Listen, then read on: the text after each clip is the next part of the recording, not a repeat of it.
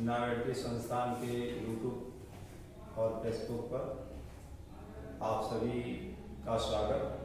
मैं विनोद कुमार शुक्ला, हिंदी अध्यापक, आप सभी का मैं स्वागत करता हूं। इस संस्थान में सभी प्रतियोगी परीक्षाओं की तैयारी कराई जाती है, जैसे TGT, PGT, TET, bank, SSC, police भर्ती, दरोगा भर्ती, आईएएस एंड पीसीएस। यह संस्थान के ऑफलाइन और ऑनलाइन कोचिंग पर सारी सुविधाएं उपलब्ध हैं। आप इसका लाभ उठा सकते हैं। वर्तमान में जो परीक्षा है इस समय चल रही है वह टीजीटी, पीजीटी की बहुत बड़ी वैकेंसियां आई हुई हैं। इसका इस अवसर का आपको लाभ उठाना चाहिए। और इतनी अच्छी जो वैकेंसी आई है, अगर आप इससे चूक जाते हैं तो फिर भविष्य में कब इसके अवसर आपको मिलेंगे, इसके विषय में कुछ कहा नहीं जा सकता। वर्तमान में जो स्थितियां हैं, वर्तमान स्थिति का आपको आकलन करके और तुरंत आपको यहाँ पर एडमिशन लेकर के हमारे संस्थान में और अपना भविष्य बनाने की कोशिश करनी चाहिए। यह संस्थान आपको हर तरह से सुविधाएं देगा और किसी तरह से आप जो भी चाहते हैं पूछना, जिस तरीके से संस्थान में अगर आप आते हैं तो आपको संस्थान की रियलिटी मालूम हो जाएगी। अब आपको मैं बता दे रहा हूं कि जो हिंदी टीजीटी और पीजीटी की परीक्षाएं हैं, अगर आप हिंदी में अच्छी तैयारी कर लेते हैं तो निश्चित है आपको एक सीट आप अपना कंफर्म कर सकते हैं। टीजीटी में सबसे आवश्यक चीजें क्या है? इसमें टीजीटी हिंदी में आपको जो काल विभाजन दिया गया है कि हिंदी साहित्य का काल विभाजन, अगर आप हिंदी साहित्य का काल विभाजन अगर पढ़ लेते हैं, हिंदी साहित्य के काल विभाजन पर ही, हिंदी साहित्य के काल विभाजन पर ही सब कुछ आधारित है। जैसा कि आप जानते हैं कि अगर आप कोई योजना बनाते हैं, अगर आप कोई योजना बनाते हैं, अगर आपकी योजना सटीक है तो निश्चित है आपको सफलता मिल जाएगी। अगर उसकी प्लानिंग गलत है तो आपको सफलता नहीं मिलेगी। अगर आप हिंदी साहित्य का काल विभाजन और नामकरण जान लेते हैं तो पूरे उसी हिंदी साहित्य, पूरा सिलेबस हिंदी साहित्य के काल विभाजन में ही है। अब काल विभाजन अगर आप समझ लेते हैं तो समझ लीजिए आपने पूरा कोर्स हिंदी का पढ़ लिया। अगर काल विभाजन नहीं समझ पाए तो हिंदी साहित्य के काल विभाजन नहीं पढ़ पाते हैं तो आप समझ लीजिए कि आप उसको रटते रहें लेकिन आप उसमें कुछ भी नहीं कर पाएंगे। तो आप देखिए दो चीजें हैं। हिंदी साहित्य का जो काल विभाजन है उसके चार आधार हैं। एक क्या है? कर्ता। चार ही आधार हैं। कर्ता, जैसे कि आप देखिए कर्ता में क्या है, जैसे भारतेंदु युग, इस महावीर प्रसाद,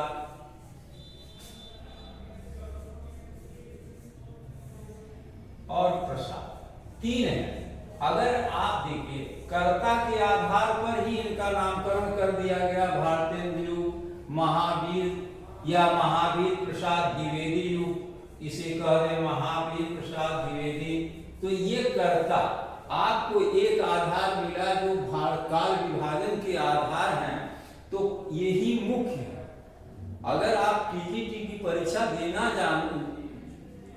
चाहते हैं या उसमें एक सीट कंफर्म करना चाहते हैं तो उसमें पहला क्या है? काल विभाजन में कर्ता भारतेंदु, महावीर प्रसाद द्विवेदी और प्रसाद, क्योंकि यही इस काल के इसके कर्ता हैं। तो एक आधार क्या बनता है? कर्ता।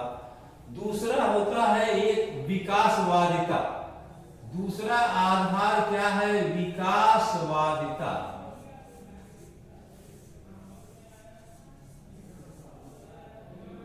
विकासवादिता एक आधार हो गया कर्ता, दूसरा हो गया विकासवादिता। विकास में आप देखें कि हम जैसे जब विकास करते हैं तो कैसे कैसे इसका विकास हुआ। विकासवादिता के आधार में हम पढ़ेंगे भक्ति का विकासवादिता के आधार पर आदिकाल, मध्यकाल और आधुनिक काल, ये तीन काल क्या आते हैं? विकास की दृष्टि। इसके बाद आता है सामाजिक और सांस्कृतिक घटनाओं के आधार पर। सामाजिक और सांस्कृतिक घटनाओं के आधार पर, सामाजिक और सांस्कृतिक, सामाजिक और सांस्कृतिक घटनाओं के आधार पर, घटनाओं के आधार पर, ये सामाजिक और सांस्कृतिक घटनाओं के आधार पर मैंने आपको बताया कि हिंदी साहित्य के इतिहास का अगर काल विभाजन आप जान लेते हैं तो आप समझ लीजिए कि टीजीटी पीजीटी के सारे सिलेबस खत्म हो गए। माने 3/4 आपका सिलेबस खत्म हो जाता है। इसी को मुख्य रूप से समझना है कि इसका काल विभाजन, इसका नामकरण कैसे किया गया, वही काल विभाजन आप आगे पढ़ेंगे। तो जब तक आपको उसका आधार नहीं मालूम होगा कि ये काल विभाजन क्या है, वही काल विभाजन आगे पढ़ना है, तो पहले हमको अपना बेस सटीक करना है। चौथा दिया गया है प्रवृत्ति के आधार पर, प्रवृत्ति के आधार पर। ये 4 काल विभाजन है।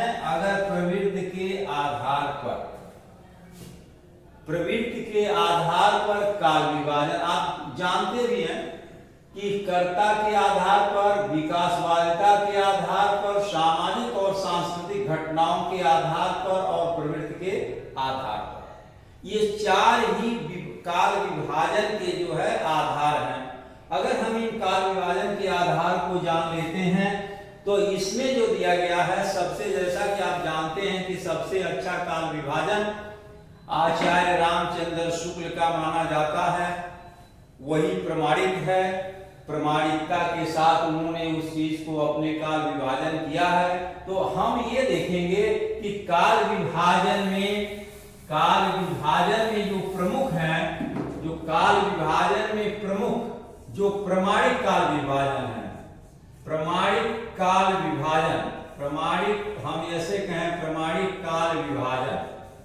अगर आप क्या करते हैं, प्रमाणिक काल विभाजन में आते हैं तो एक है आचार्य रामचंद्र शुक्ल, आचार्य रामचंद्र शुक्ल। दूसरा हम कहेंगे डॉक्टर नगेंद्र। तीसरे हम कहते हैं नागरिक प्रचारिणी सभा काशी, नागरिक प्रचारिणी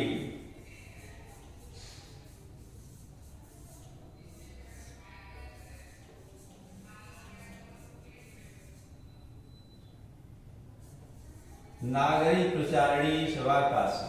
तो ये 4 इसके काल विभाजन हैं। लेकिन प्रमाणिक काल विभाजन में आचार्य रामचंद्र शुक्ल, डॉक्टर नगेंद्र और नागरिक प्रचारिणी सभा काशी, ये 3-4 ऐसे हैं जिनके काल विभाजन को ही बहुत प्रमुखता दी है। वैसे मिश्र बंधुओं ने ही किया है, जादगिरी